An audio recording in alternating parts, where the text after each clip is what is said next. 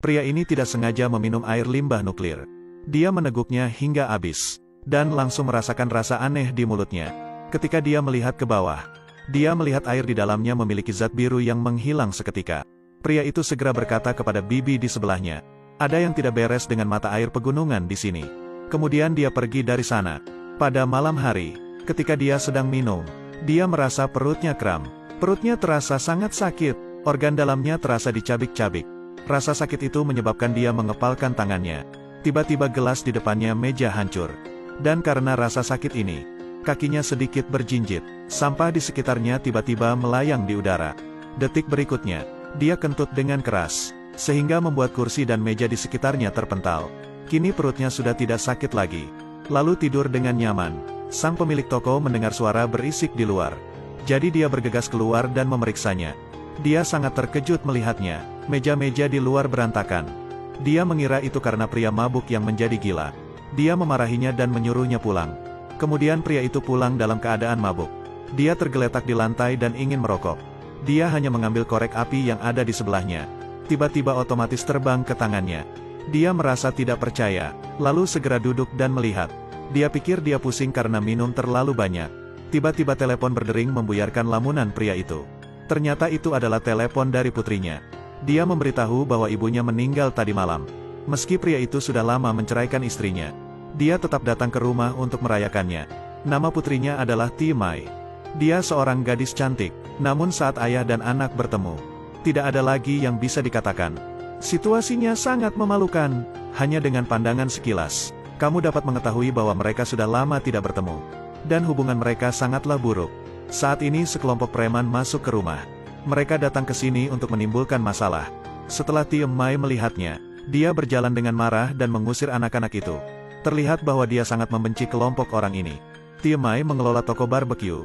Tetapi karena tokonya kebetulan berada dalam jangkauan pembongkaran investor, dan dia tidak dapat menerima kompensasi yang wajar, dia menolak untuk pindah. Setelah itu investor menyewa kelompok gangster tersebut, lalu memerintahkan mereka untuk menghancurkan toko-toko yang tidak mau pindah. Perkelahian sengit terjadi, dan ibu Tia Mai secara paksa ditarik keluar dari mobil oleh para preman. Kepalanya membentur tanah dengan keras. Dia meninggal setelah dibawa ke rumah sakit. Dan tujuan kelompok gangster ini adalah datang ke rumahnya untuk merayakan malam ini. Menggunakan sedikit uang mereka, untuk memberikannya kepada Tia Mai agar keadaan menjadi tenang. Namun mereka tidak menyangka Tia Mai tidak menerimanya. Bahkan melemparkan uang ke wajahnya. Masalahnya tidak terselesaikan, bahkan membuat para gangster marah. Dia mendorong karangan bunga yang dikirim oleh tetangga. Dan sang ayah berdiri di belakang. Dia hanya diam memperhatikannya. Putri Tia Mai sangat membencinya. Dia adalah ayah yang lemah dan tidak kompeten. Dia telah jauh dari ayahnya selama bertahun-tahun. Dan bahkan tidak pernah memaafkan ayahnya. Pria itu berjalan sendirian dalam perjalanan pulang. Dia ingat cara putrinya memandangnya. Hal ini membuatnya semakin membenci dirinya sendiri. Di saat marah, dia mengayunkan tangannya ke depan. Dan membuat tumpukan sampah di pinggir jalan terhempas. Ketika pria itu melihat hal di depannya, tiba-tiba dia seperti teringat sesuatu. Dia segera mengeluarkan korek api, lalu bergegas pulang. Dia duduk di lantai, dan segera mengeluarkan korek api lalu meletakkannya di depannya. Dia menggunakan tangannya untuk menghisapnya dengan keras. Hal yang tidak disangka pun terjadi. Pemantik api langsung terbang ke tangannya. Namun yang lebih parahnya adalah, sebelum dia sempat bereaksi, semua yang ada di ruangan itu tiba-tiba terbang. Itu karena dia tidak tahu bagaimana cara mengendalikan kekuatannya. Dia sangat ketakutan. Semakin gugup dia, semakin cepat tubuhnya terbiasa. Baru setelah botol anggur mengenai hidungnya, benda-benda di ruangan itu jatuh.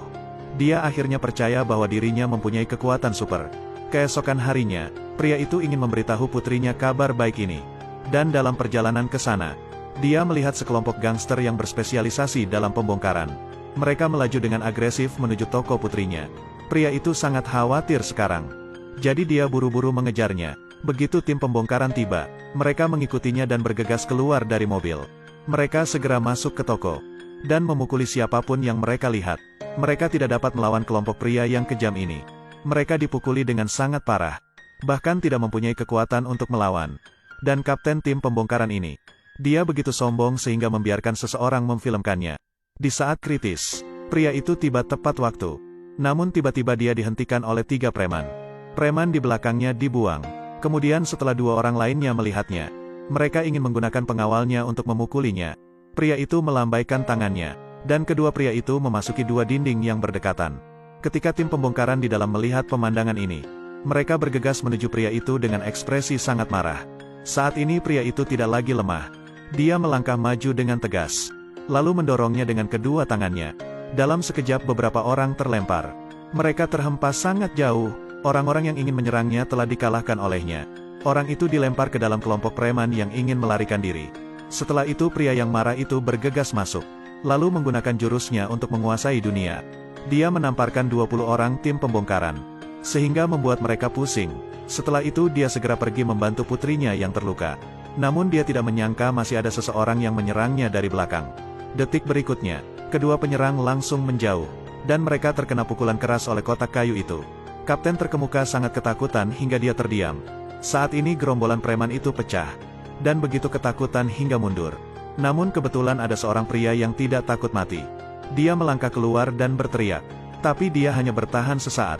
Pria itu melambaikan tangannya. Lengan pria gendut itu terpelintir erat. Kemudian pria itu kehilangan nafsu makannya. Rasa sakit pun datang, sehingga menyebabkan pria itu berteriak. Setelah meraih kemenangan sementara, baru kali ini mereka mampu mengusir tim perusak. Mereka sangat senang, namun tidak menyangka tim pembongkaran tetap tidak menyerah. Mereka bersembunyi di dekatnya, dan selalu menunggu perintah untuk bertindak. Seorang preman terkejut melihatnya, wajahnya dipenuhi kepanikan. Dia melihat banyak benda melayang di langit, lalu terbang ke satu arah. Namun yang lebih menakutkan lagi, mobil yang mereka kendarai pun terguling beberapa kali. Kemudian mereka benar-benar terbang, yang hampir menghilangkan seluruh keberanian ketiga preman tersebut. Seperti yang diharapkan, pria itu menggunakan kekuatan supernya untuk menyembunyikan semua benda dan sampah di sekitarnya. Dia menciptakan dinding yang tebal. Dinding itu digunakan untuk memblokir persimpangan, dan mencegah masuknya tim pembongkaran. Saat pria itu bekerja keras dengan seluruh kekuatannya, kekuatan supernya terus ditingkatkan. Pemuda itu pun terkejut melihat pemandangan ini. Kaki pria itu melayang di udara. Saat melihat pemandangan ini, dia tampak sangat ketakutan. Meski kali ini pria itu berhasil mengalahkan tim pembongkaran, namun dia mendapat masalah besar. Keesokan harinya, karena kegagalan kapten tim sabotase, dia ditangkap dan dipukuli secara brutal oleh wanita ini. Di kantor, dia berlutut di tanah. Dia terus menjelaskan kepada adiknya. Di antara orang-orang itu, ada seseorang yang memiliki kekuatan khusus. Lebih dari 100 orang tidak bisa mengalahkannya. Ini adalah dunia nyata. Betapapun kuatnya masyarakat biasa, mereka tidak dapat menolak kolusi antara pemerintah dan pengusaha. Lalu ada kabar tentang pria itu. Lalu polisi datang dan bilang mereka kesini untuk menyelidiki. Tapi yang jelas mereka kesini untuk menangkap pria itu. Meskipun dia mempunyai kekuatan super, dia adalah orang yang jujur. Dia keluar dari investor, lalu menawarkan kompensasi yang tidak masuk akal. Melalui masalah ini, putrinya akan menerima kompensasi yang wajar. Jadi Pak Kuong turun. Dia bekerja sama dengan polisi dan menjelaskannya. Tak disangka, polisi memborgolnya. Bahkan polisi berbohong kepadanya bahwa hal itu adalah hal biasa. Setelah itu begitu kedua polisi itu membawanya pergi, petugas akan segera memberangkatkannya. Sejumlah besar tim pembongkaran dan orang datang untuk menghancurkan kawasan itu. Tentu saja para tetangga tidak yakin. Mereka membakar botol bensin, lalu melemparkannya ke arah tim pembongkaran. Mereka ingin menghalangi tim pembongkaran menghancurkan bangunan itu.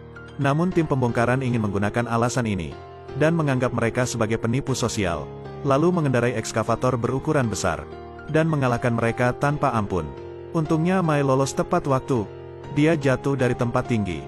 Jika tidak, konsekuensinya akan sangat mengerikan. Pada saat yang sama, pria itu ditangkap dan dibawa ke kantor polisi. Namun dia dipindahkan ke ruangan lain. Dan kakak sudah lama menunggunya. Katanya dengan arogan, tidak peduli betapa hebatnya kamu. Kamu tidak bisa menghentikan kami. Dia kemudian mengatakan bahwa pria itu memiliki kekuatan yang langka. Jika bekerja sama dengannya, kamu pasti akan menjadi kaya.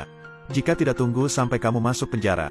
Kemudian dia mengeluarkan sebuah kartu nama dari sakunya, dan memberikannya kepada pria itu. Dia berharap pria itu akan mempertimbangkannya. Setelah itu Dai meninggalkan ruangan itu. Saat polisi membawanya ke dalam sel, dia melihat di berita televisi bahwa tim memaksa melakukan pembongkaran. Dan petugas polisi sedang menonton berita itu. Dia segera mematikan TV. Takut pria itu mengetahui kebenarannya. Saat itu dia sedang ditahan. Saking khawatirnya dengan putrinya, tiba-tiba dia mengambil ponsel polisi untuk menjawab panggilan tersebut. Telepon dengan cepat terbang ke arah pria itu. Ketika dia melihat berita itu, dia langsung marah. Batang besi itu mengunci tangannya dengan erat. Tapi dia langsung meremukkannya. Ketika polisi melihat pemandangan ini, mereka sangat terkejut, dan pintu besi tebal pun pecah. Kekuatan pria itu tiba-tiba meledak. Saat ini wanita itu baru saja keluar dari kantor polisi. Tiba-tiba dia mendengar suara keras dan dia berbalik karena terkejut. Dia melihat pria itu melompat dari lantai 8. Dia menjadi sangat ketakutan. Dia bertepuk tangan dengan bingung. Pria itu mengeluarkannya dari sakunya dan memberikannya kepadanya. Dia menggunakan tangannya untuk meremas lencana itu. Dan Ferrari milik wanita itu langsung berubah menjadi tumpukan besi. Inilah yang terjadi jika kamu membuat marah orang yang lemah lembut. Kekuatan pria itu saat ini telah mencapai 70%. Dia melesat ke langit seperti busur dan anak panah. Sayangnya dia masih belum menguasai kekuatannya. Kemampuan terbang ini belum dikuasai. Detik berikutnya, pria itu terjatuh dari langit. Tapi dia segera bangkit lagi. Ketika dia mendongak dan melihat berita di layar, dia menjadi semakin khawatir akan keselamatan putrinya. Dia tidak peduli dengan rasa sakit di tubuhnya. Kekuatannya tiba-tiba meledak. Semua orang sangat ketakutan. Mereka semua memberi jalan kepada pria itu. Saat ini kekuatannya sudah mencapai 90%. Dia telah menguasai keterampilan terbang. Dia dengan cepat menuju ke arah kecelakaan putrinya. Pada saat yang sama, tim pembongkaran tidak peduli dengan keselamatan masyarakat. Mereka meremas seorang pria. Pria malang itu didorong turun dari lantai atas. Untungnya dia bisa meraih pagar tepat waktu. Anggota tim pembongkaran mencapai tingkat yang tidak manusiawi. Bahkan menggunakan senjata air. Mereka ingin menyemprotkan air ke pria itu agar dia bisa jatuh dari atas. Istri dan anak-anaknya menonton berita di TV. Melihat pemandangan ini mereka sangat ketakutan. Air mata mengalir di wajah mereka. Mereka merasa akan kehilangan dirinya. Pada momen penting ini, Tuan Kuong muncul. Dia mampu membawa korban malang itu ke tempat yang aman. Dan korban segera memberitahu Pak Kuong bahwa putrinya ada di atas. Ketika Tuan Kuong mendengar ini, dia segera terbang. Saat dia naik, pandangannya terhalang oleh asap di langit. Dan dia secara tidak sengaja menabrak sebuah wadah yang sedang diangkat. Tuan Kuong terjatuh dan dihentikan oleh teriakan. Dia menabrak jendela terdekat dan terbang ke gedung lain. Tanpa diduga, ada puluhan penipu di dalamnya. Pada saat yang sama, mereka bergegas masuk untuk menangkap Pak Kuong, yang berada di baris berikutnya. Tuan Kuong segera merobohkan orang-orang yang mendesaknya. Dia menggunakan kekuatannya untuk menjatuhkan semuanya. Ketika hanya ada satu orang yang tersisa, dia sangat ketakutan. Dia terus-menerus memohon pada Tuan Kuong. Katanya di rumahnya ada seorang ibu dan anak kecil. Setelah Pak Kuong melepaskannya, Pak Kuong segera terbang keluar jendela. Dia tiba-tiba jatuh dari langit. Kekuatannya yang tak tertandingi langsung menjatuhkan semua orang. Namun Pak Kuong tidak menyangka saat ini putrinya terjebak di dalam wadah itu. Dia berjuang mati-matian. Tali baja yang mengangkat wadah itu tiba-tiba putus. Seorang anggota tim pembongkaran tiba-tiba terjatuh dari kontainer. Dia mencoba bertahan. Tumai sangat ingin menyelamatkannya. Terlihat bahwa dia adalah gadis yang baik hati. Sweetie Mai baik hati. Tapi dia tidak akan pernah tunduk pada pencatut sampai dia mati. Ketika Tuan Kuong melihat pemandangan ini, dia bergegas maju, lalu menggunakan 10% dari kekuatannya. Dia ingin mengangkat kontainer seberat 10.000 kek dan menyeretnya ke atap dengan aman. Namun pagar pada bangunan itu tidak mampu menahan kekuatannya. Tuan Kuong menggunakan terlalu banyak tenaga, dan mematahkannya dengan satu kaki, sehingga membuat putrinya terjatuh dari wadah. Tapi bagaimana bisa Pak Kuong membiarkan putrinya mati? Dia berteriak, lalu bergegas turun seperti kilat. Dia menangkap putrinya tepat waktu dan mengirimnya ke atap yang aman. Orang-orang di sana akan merawat putrinya dengan baik.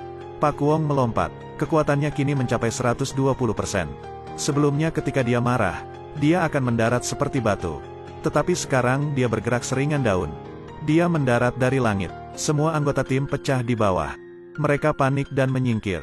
Ini adalah kekuatan yang tak terkalahkan. Inilah gaya seorang raja. Tuan Kuong berjalan ke arah mandor untuk menghancurkan gangster itu. Dia mengayunkan pukulan ringan, dan membuatnya terbang sejauh 10 meter. Setelah itu Pak Kuong menyerahkan diri. Pada akhirnya dia melanggar hukum.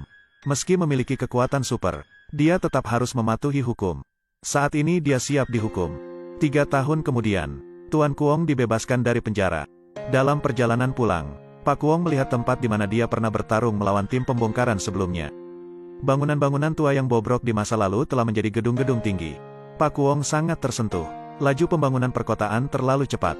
Kemudian dia melihat putrinya.